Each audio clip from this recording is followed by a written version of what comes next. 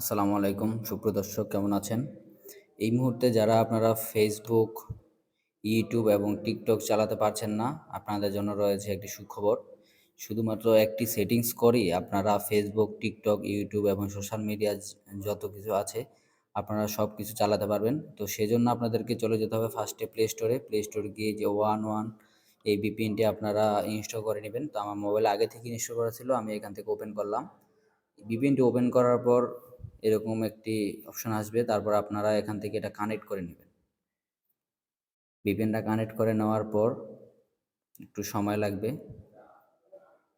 ভিপিএনটা connect হওয়ার পর আপনারা এখন ফেসবুকে ঢুকলি আপনাদের ফেসবুক একেবারে নর্মালি আপনারা রকেটের গতিতে আপনারা ফেসবুক, তারপর ইউটিউব আপনারা চালাতে পারবেন।